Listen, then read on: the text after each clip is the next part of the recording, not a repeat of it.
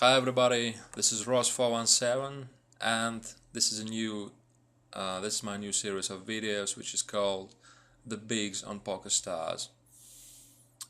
Here I will show you my play in two tournaments. Both of them are the bigs, and both of them were held as a part of the tournament carnival promotion on PokerStars. So they have the increased prize pools, the increased guarantees, and plenty of fishy players as well, because fishy guys, like casual players, tend to take part in big promotions like that tournament carnival, or in big events, like in big tournament events like S Coupe or W Coupe on PokerStars. So you will see me here playing against plenty of fishy opponents. So in this hand I've opened raised the pocket nines from the under the gun +1 position, and I have one caller here, which is an unknown opponent yet. So I've made a standard continuation bet, because should he not have an ace, he would have probably given up in this spot. But I got called, and here I just decided to check fold, which is a pretty standard decision here. Queen Jack offsuit, I'm not gonna open that from the under the gun position, because any player who calls me here will have positional advantage post flop. So this is not a spot this is not a spot I'm happy to find myself in. So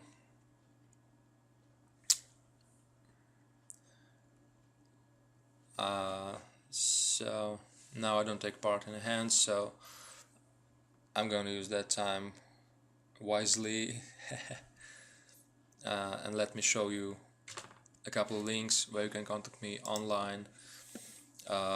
So here you can see the links. The first one is the website of my project, which is www.instapoker.tv. I'm going to publish all my videos there, and you can ask your questions there. You can contact me there. The second one is a YouTube channel for the Instapoker project, which is youtube.com/user/instapoker. Don't forget to subscribe to the channel and to get notified about new videos. And the third one is my Twitter, which is twitter.com/flatvegas. Follow me on Twitter, ask your questions, and post your opinions. You're always welcome. Your feedback is always welcome. So let me tell you more about the software I use here. Wait a minute. Before I tell you about the software, I'm going to clarify one thing, that I record the comments not live, not in the process of playing. I have a pre-recorded playing session, and then a couple of days later I record the comments. So now I can tell you about the software I use. Here you can see two pieces of stats. The first is a pocket tracker, which shows like playing tendencies, stats for the playing tendencies of the opponents, like BPIP, PFR, and some less important stats, which I'm going to tell you about when I use it. And the second piece of stats is a Shark Scope HUD, which shows me a profit/loss stats for each opponent, and some additional stats as well, like a total number of the tournaments played, like an average buy-in for that player, and what else? Here's a return of investment for that player, and the amount of profit or loss for the player, and a couple of stats I'm not using actually. This one is is a percentage of tournaments in which this player got in the money, and this one is a skill level, which I don't think is a, I don't think it's a good stat which you can rely on. So basically I don't use these two figures. I'm gonna concentrate more on the main stats like profit, return of investment, and the number of tournaments played.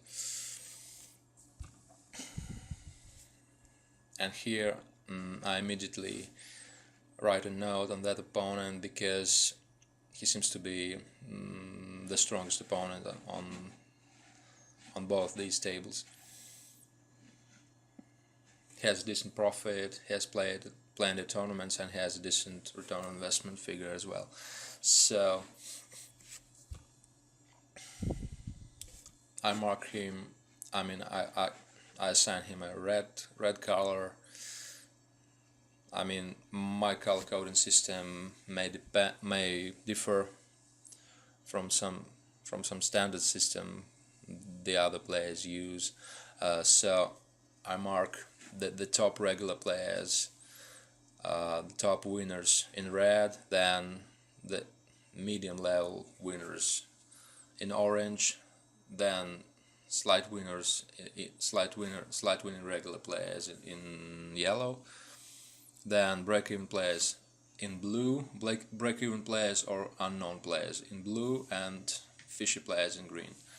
Alright, so here I make an isolate raise from the cutoff position. The opponent seems to be a fishy guy. Limping is always, I mean, a sign of more like a fishy player. On this flop I don't have much. I have only 3 high flush draw, and I'm probably gonna just check behind. If some of those guys has bet, I would probably fold the hand. Yeah, I'm going to check behind because there are many hands which my opponents can call me with. Any type of a decent flush draw like an ace of spades or king of spades or even jack of spades, and a queen. So here that's an easy decision for me because this opponent has bet, this opponent has called, so they both probably have something, and my hand is definitely not good enough. Alright, in this spot I might consider calling because this opponent probably uses the situation when he has 2 limpers in front of him.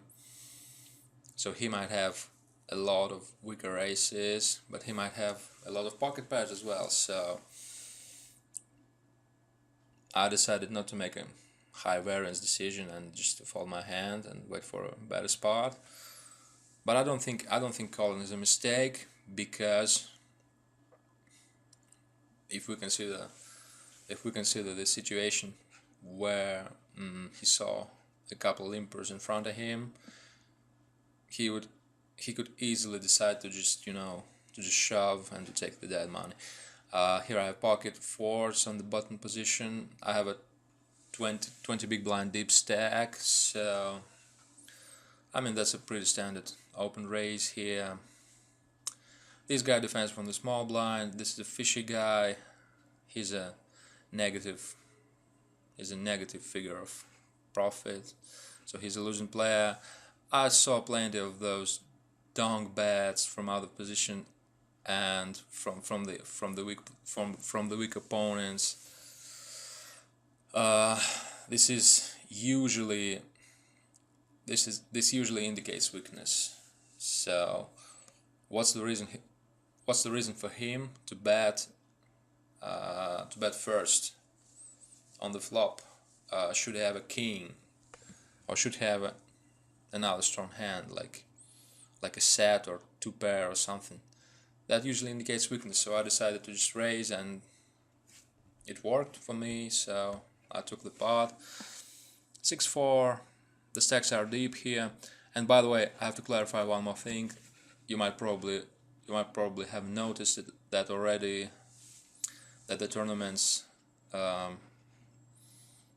that the tournaments are on a different stage. So in this tournament, the play continues for 1 more hour. So it began 1 hour earlier. So the blinds are now 50 and 100, and this tournament has just began.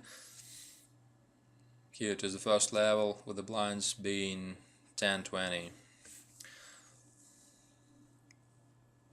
So the strategy definitely gonna differ on these two tables.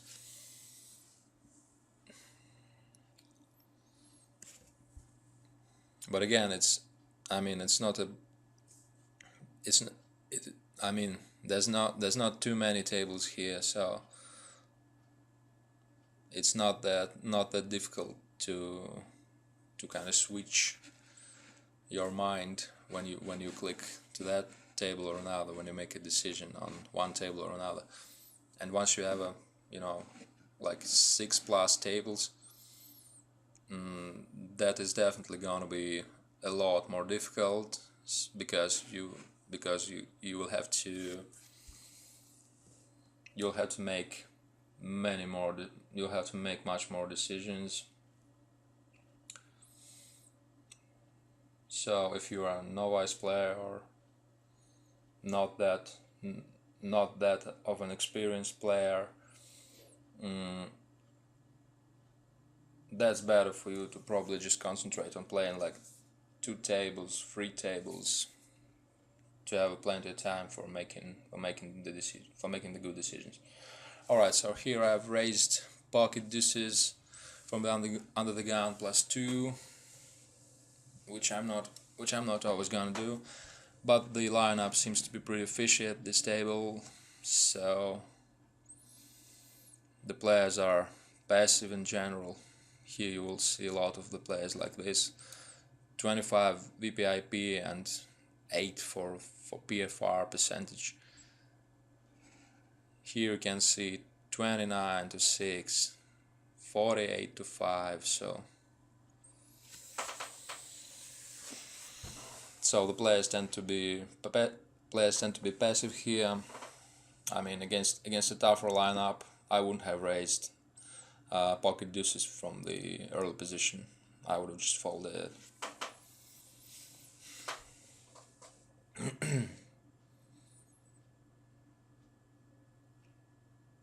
Alright, here is some short stacked all-in.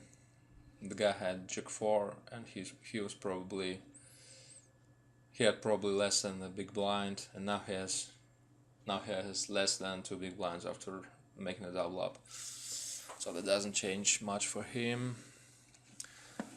Here I read the note.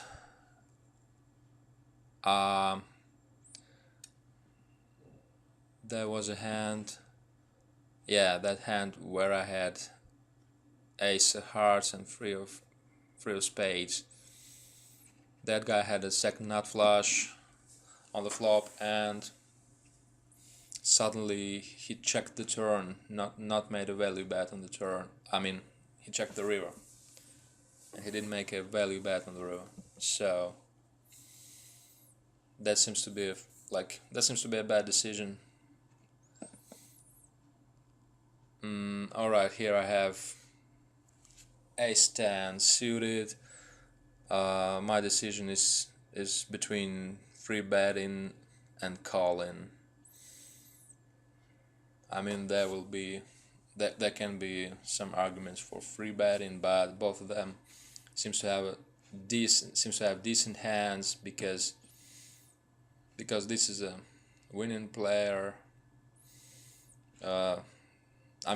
I don't have too much of a sample for those guys. I've played only 6 hands against this guy and 12 hands against this guy. So basically I don't know them. So I decided to play just cautiously and to just call in position. And on the flop, being that dangerous, I have just a second pair with a top kicker. That's definitely not a good flop for me, because once this guy bets and this guy calls, I think that my hand is not good, and one of them can have a big draw as well. And you can see that both of them had a flush draw. So, I mean, theoretically on the flop I was ahead, but I think in the long run that fold is fine. You don't have to call when one player bets and another player calls, and you have just a second pair with the best kicker.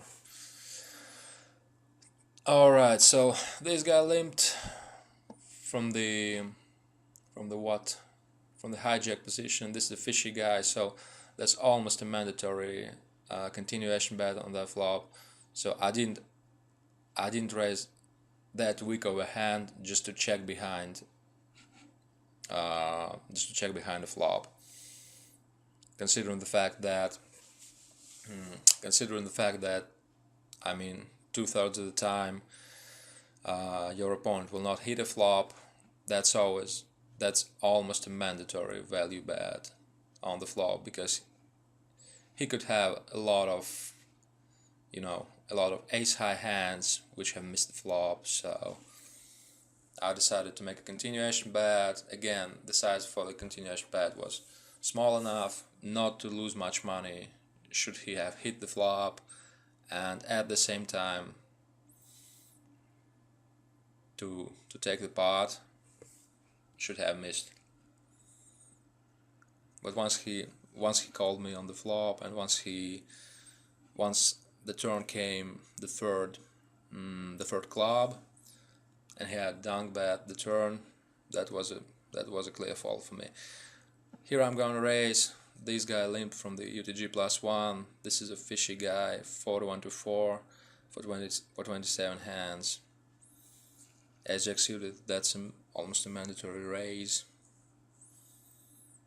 That would be a question, what would I do if he shoved, because some players tend to slow play, like big pocket pairs like kings or aces or queens from the early position by limp re-raising. But that didn't happen, so he just limp folded.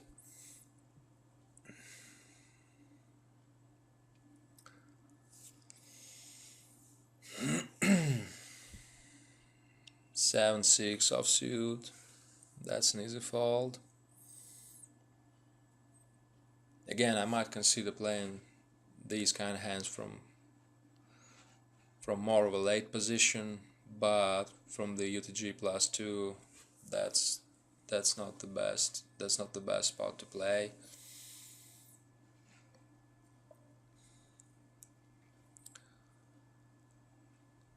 Again, I might be even re-raising my opponents.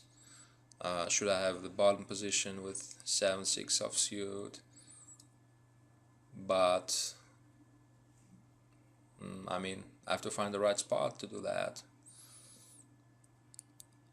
And from the UTG +2, it's definitely not the one.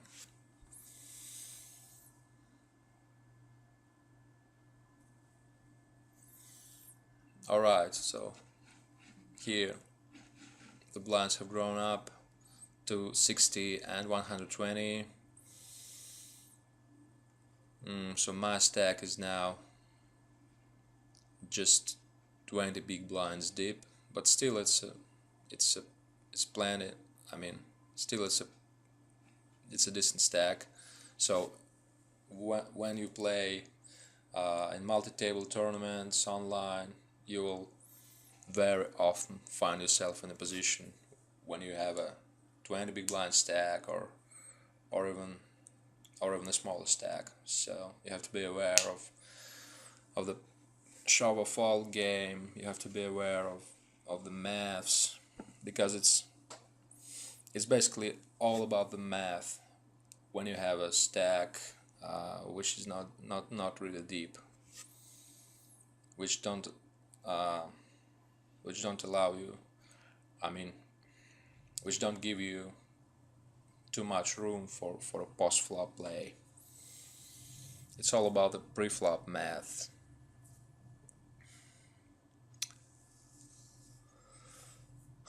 Alright, so here we see a big pot.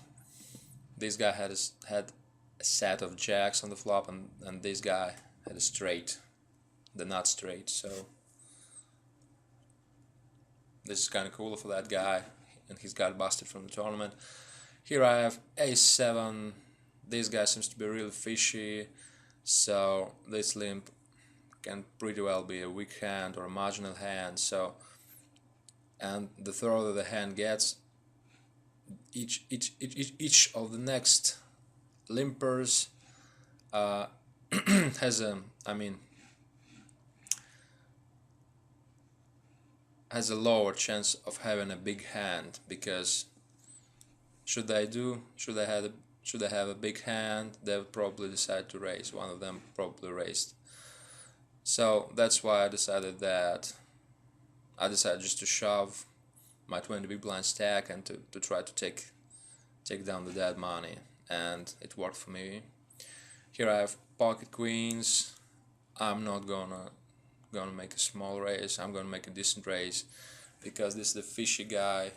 Once he limps, he might probably have something like suited connectors or an ace high hand, so he doesn't fall to 360, so he might not fall to 400 bad. That's a good flop for me because I have a set, but I don't want to let him catch the next cards cheaply, so I'm just gonna put him all in. Should have an ace. Since he's a fishy guy, he would probably call me. Should have a flush draw, he would call me, and he had a top pair. That's an easy call for him, because I could have like ace queen or ace jack or something. So that was almost a mandatory call for him. Once he has hit the top pair on the flop. This seems to be a tight player. I'm not gonna execute anything against him, even considering the fact that I had a bottom position. So I might have probably decided to free bet him from main position and to make a continuation bet probably on almost any flop. But I think he's not the right opponent to do that against.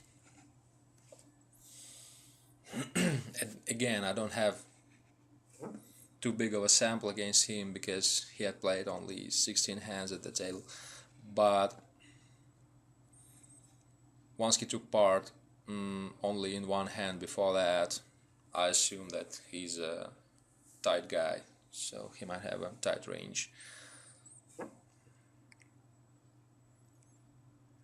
But again, that was a spot where he open raised from the cutoff position, so even if he's a tight player, he might have done this with any kind of ace X hands, with any pocket pair, even pocket deuces or pocket threes, something like that. So again, this is not a premium range. This was not a premium range definitely. So free bet was also an option. Here I have two limpers in front of me. I have pocket nines, which is a decent hand, and I'm gonna raise it. I'm gonna build some pot.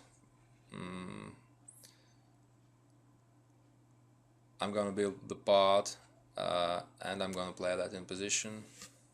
Post flop. The opponent seems to be pretty passive, so that's relatively easy to play against them. Alright, he dunk bets here. I think this is more like a sign of weakness, or like a weak hand, like ace-4 or ace-6, or this could be well like an attempt to catch the next card cheaply. Should have a flush draw or something. That's why I raised him to retake the initiative, but this is also possible that has king, definitely, so I just check behind and just decided to pot control a little bit. If he bets here, I'm probably gonna fold, because it's possible that he has a king. It's possible that he has a flush draw, which have, I mean, which have got which has got there on the river. So yeah, I mean, folding is standard here.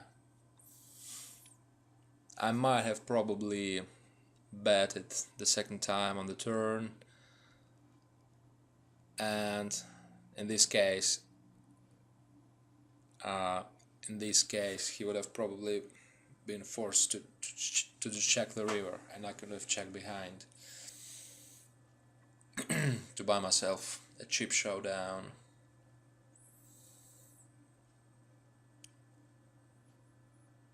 But once I've decided to check back on the turn, my river decision was affected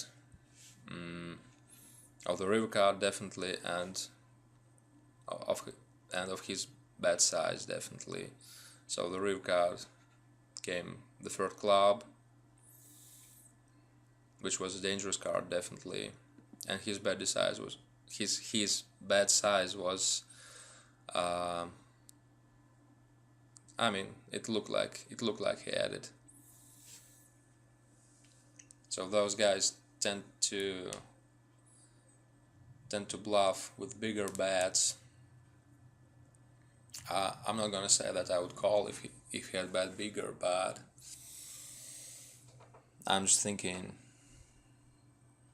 considering different options.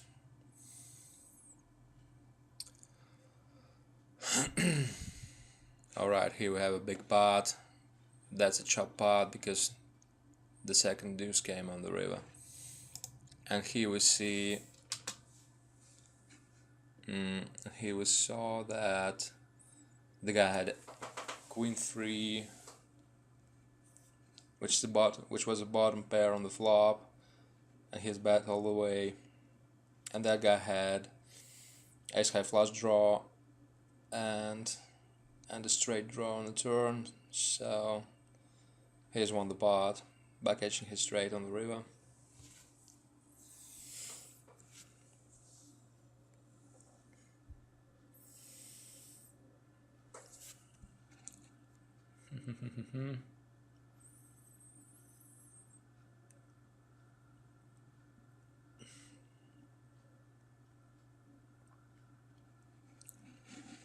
Here the table has changed. All the opponents are unknown, but again, the shark scope HUD shows the available information, because now I can immediately see that this guy is a regular player, is a strong winner. This guy is a newbie, kinda new to the game, because he has just 163 tournaments played. The rest of the table seems to be like average opponents, more like fishy opponents, because here you see plenty of limpers, which is a true sign of a fishy table. And those stats to say 2,000 tournaments, 3,000 tournaments, 5,000 tournaments with the average buy-in of $7, of $16, of $5. It's all really seems to indicate not that strong of players.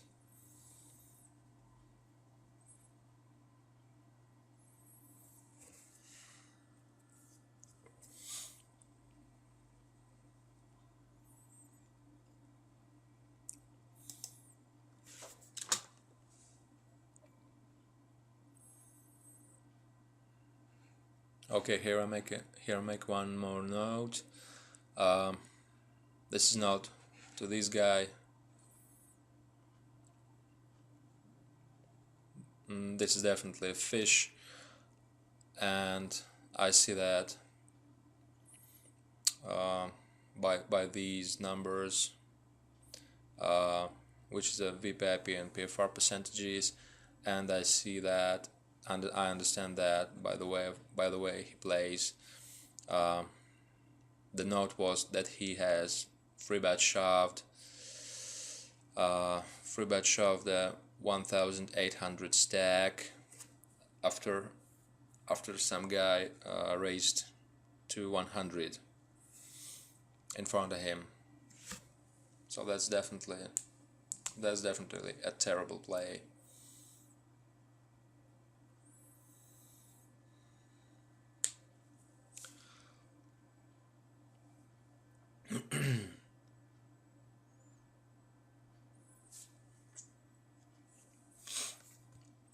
All right, as the game goes on, we've reached something like a half an hour duration for that video, so I'm gonna keep it with that duration. So I mean each